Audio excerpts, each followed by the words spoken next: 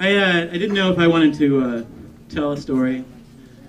Last month was the first time I'd ever been to the StorySlam. I just moved back and I was all nervous. But then I have a lot of friends that have heard about me breaking a lot of rules. People that have gotten me out of the police station. People that have called the police. So there's a lot of rules in my life, and I tend not to follow them. It's not that I break them necessarily, but I tend not to follow them. But there are a lot of things that I do follow. You know, I at one point had a rule like, I'm a homosexual. I'm not going to make out with any girls. Hi, Angel. She can't judge me. Well, she can. She's got the board. And there's other rules I've broken. But anyway, 2 years ago I had a rule at work. Well, generally speaking, at work you don't drink before 5 at work. I was an event coordinator where I threw parties at night with an open bar. So I didn't drink at work before 5. I got fired from that job. And after I got fired from that job for drinking at work after 5, I sold everything I owned. I moved into an RV. Well, I moved into an Airstream first, drove around, and I crashed that one. Sober. And I was living with a puppet, my puppet George. We were shooting movies. We were driving around the country. Well, we were in Canada too. We were driving around the continent. We were collecting stories because I like stories. I think they're kind of neat. So George and I, after we crashed the Airstream, we got into the Midwest. We got tired of driving. He looks like he's like 7. He just has the Gary Coleman disease. But he's actually 35.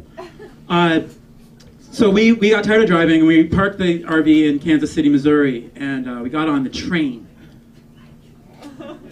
The train, you're not driving. And there's a bar on the train, which is kind of neat. And day 2, I realized, while I might be writing, and that's kind of my job right now, I can drink before 5 at work while writing because I don't have a publisher yet. The bartendrix thought it was really funny the first time she gave me a bottle of wine at 10 o'clock in the morning. And, you know, she let me drink through sundown, and this was the fall, so that was like 6, and then everything starts over, you know, at sundown, because, you know, I assume that's the law. She didn't assume that was the law, and by like 8:30, Amtrak had stopped in the middle of New Mexico. The police then escorted me off of the train. Apparently the jokes I was telling, well, George, the puppet, was telling, were such that, you know, the people weren't very happy. So George and I got kicked off, and we ended up taking a bus.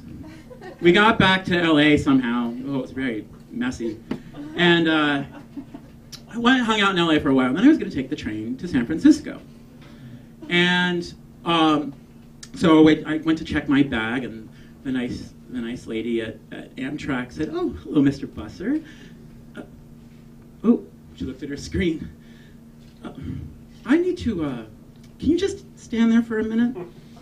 And a security guard comes standing up behind me. And she goes to talk to her supervisor. And her supervisor looks at the screen. and they informed me that I am no longer welcome on Amtrak for the rest of my life because of my behavior. But basically, this all comes down to you should follow the rules in general, unless you get a good story out of it.